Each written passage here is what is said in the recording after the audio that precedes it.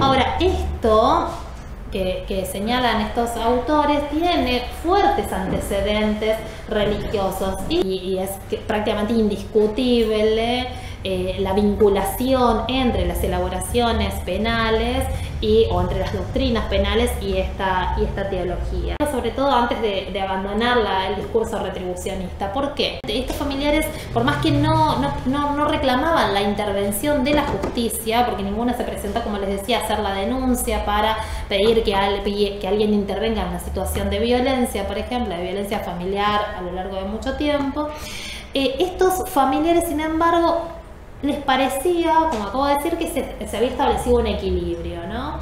Entonces es ahí donde uno hace una especie como de viaje, digamos, a el siglo XIII, donde San Anselmo, que es un teólogo mencionado justamente por Pires, lo que mencionaba era que había esta necesidad de equilibrio entre el bien y el mal. Había que mantenerlo permanentemente, de forma tal que el pecado, según estos teólogos, había pecados que no podían disculparse a través del arrepentimiento o no era suficiente el perdón. Era necesario en esos casos e inevitable el castigo, la punición. Lo único que lograba restablecer ese equilibrio que había sido alterado entre el bien y el mal era necesariamente la punición. Es decir, allí, dice Pires, es donde comienza a hablarse de la obligación de punir. Es decir, la punición ya no dentro de un ámbito de voluntad, ¿sí? No es voluntario. En determinadas situaciones, cuando no existe la posibilidad de decidir si se castiga o no se castiga. Lo reclama el equilibrio, ese equilibrio universal que aparece, digamos, mencionado en el discurso de algunos familiares. Ahora, la otra expresión, esta que apareció que estaba tan presente, digamos, en el discurso de nuevo de los detenidos y en el discurso de los familiares, que tenía que ver con esto de estaba cantado que iba a terminar acá, digamos, no había que hacer grandes estudios, digamos, era 2 más 2, yo en algún momento iba a pasar por este lugar y que desde mi punto de vista por lo menos, digamos, es muy interesante la construcción que hace el aporte que hace Jean Tren en este sentido, en pensar, como les decía, creo que la semana pasada, digamos, en trayectorias de desafiliación de las cuales la prisión no hace más que formar parte, digamos, es un segmento más dentro de esta desafiliación creciente. Entonces, ¿por qué digo esto? Porque para los detenidos que entrevisté, pero también para sus familiares, había determinados elementos en esas trayectorias vitales que afirmar que el destino era el destino de prisión, ¿no? Es decir, que había como un desenlace anunciado, como una especie como de crónica de una llegada anunciada, que era la llegada a la cárcel. A ver, no hice la pregunta etiológica, digamos, esto de cuál es la causa del delito, digamos, no aparecía en mis entrevistas, ni tampoco en la búsqueda de los relatos. Pero sin embargo, era algo que aparecía todo el tiempo construido, ¿no? ¿Por qué delinquí o cómo es que se fue construyendo esta carrera delictiva? A mí me parece que para poder explicar en qué medida, ¿no?, la etiología del delito se presenta como un escenario en el cual se puede desplegar la lógica premial, hay algunos relatos que me fueron sumamente útiles, ¿no? El relato, en este caso, era el relato de 2 detenidas. Una es Silvia, digamos, que está detenida hace ya 7 años, otra es Viviana, detenida hace 3 años, y el relato de Daniel, detenido en la cárcel de varones hace 3 años, pero multireincidente, es decir, con una gran socialización carcelaria o experiencias o trayectorias carcelarias. A partir de la construcción o a partir del relato de estos detenidos, ¿qué es lo que encuentro? Encuentro la referencia o como que aparece permanentemente una insistencia en la mala vida, ¿sí? ¿sí? Hay una insistencia en la mala vida, vamos a ver, construida a partir de qué elementos.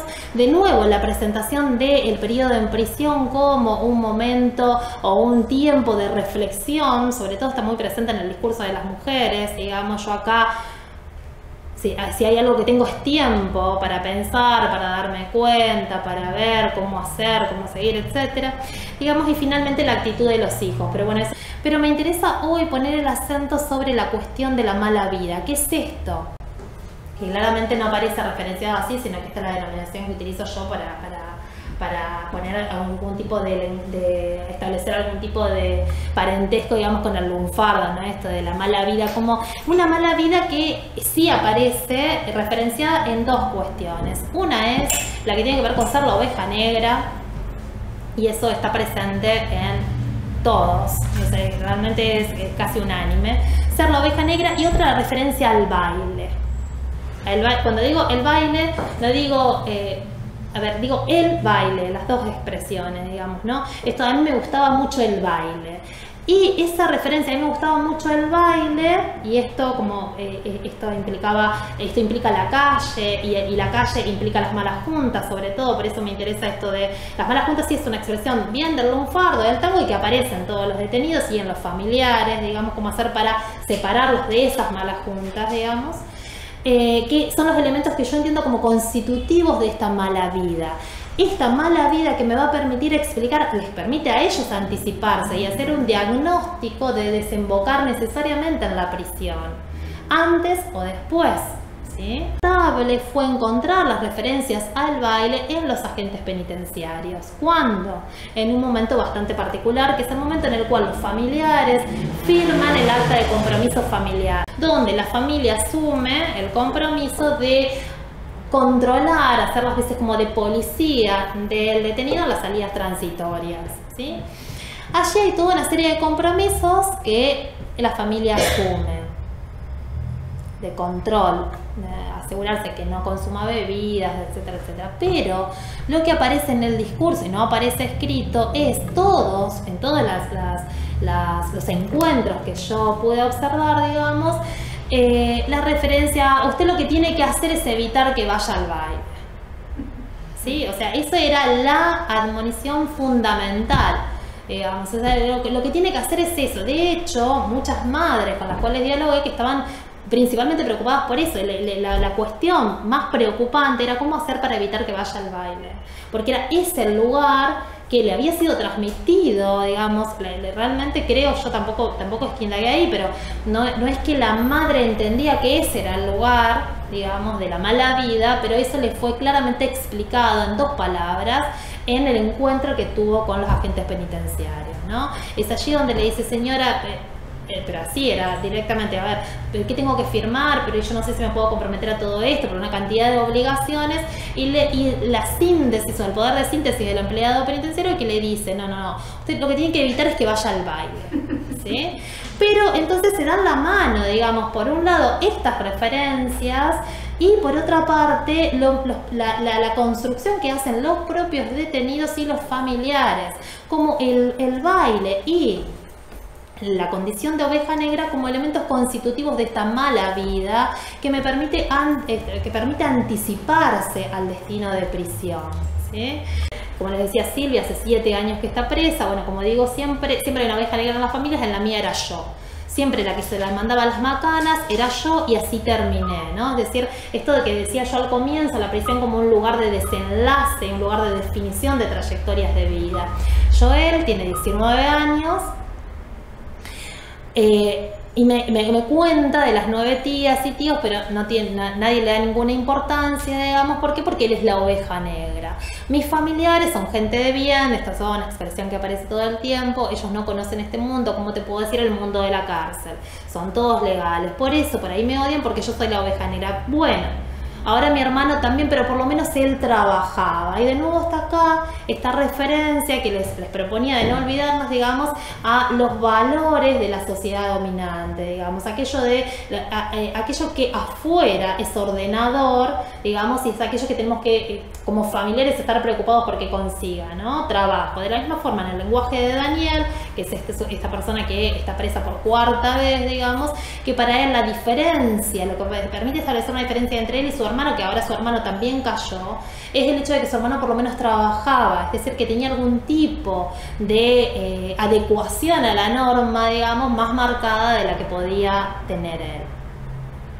Y por lo tanto esa consideración como oveja negra. Ahora, a mí me interesó indagar un poco en lo que tiene que ver con esta construcción, digamos, con esta expresión de oveja negra, y para esto tomo a un historiador que es Di Stefano, que trabaja puntualmente esta denominación de este concepto, digamos, de la oveja negra para referirse a los anticlericales en Argentina, digamos, algo que no nos compete claramente, no tiene nada que ver, aunque yo claramente estoy cada vez más convencida de la fuerte vinculación entre el discurso religioso y el discurso penal, pero no en la teoría, sino claramente como circula dentro de la cárcel.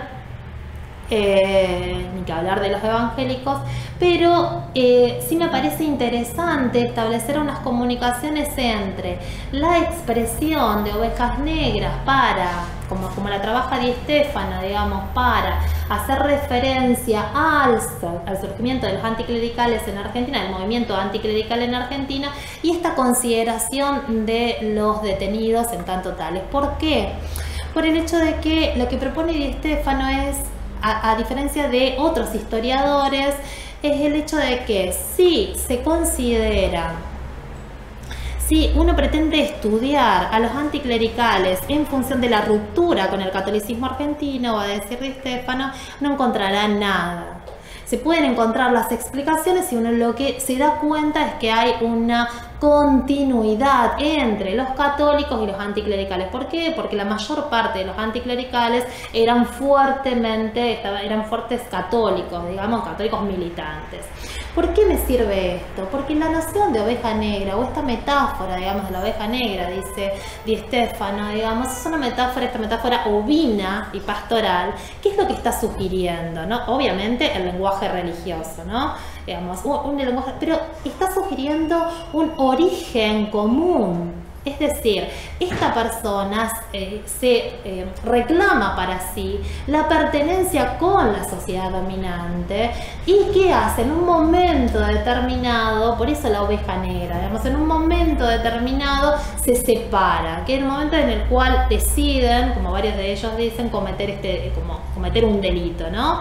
Entonces, momento en el cual deciden separarse y transformarse en la oveja negra, pero la definición en sí misma es una definición que lo que hace es recuperar claramente ese pasado compartido, ¿no? Es decir, hay un origen que comparto con otros, que son justamente con mis familiares.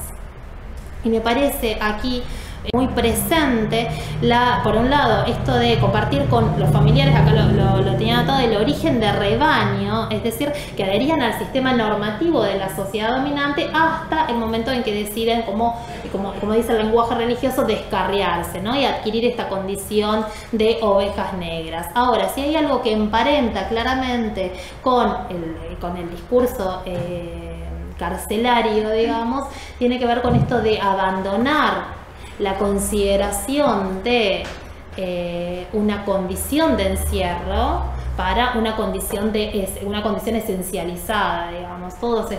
Estas personas no están en esa condición por un tiempo, sino que adoptan ese discurso como un discurso identitario. Yo soy la oveja negra, ¿no? Yo estoy preso, yo soy un preso, digamos, y eso implica diferenciaciones que vos, si estás trabajando acá, tenés que entenderlas.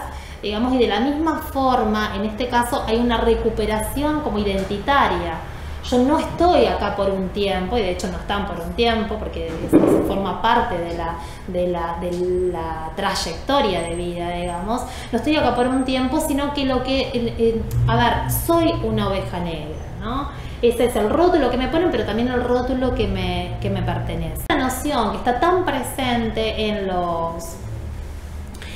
los detenidos y también en las construcciones que hacen los familiares, justamente tratando de responder a esta pregunta de por qué delinquieron, sumado a la referencia al baile, digamos, me permite construir ese espacio, digamos, de la mala vida, o como esa categoría, digamos, de la mala vida que estaría anunciando un destino de prisión. Eso que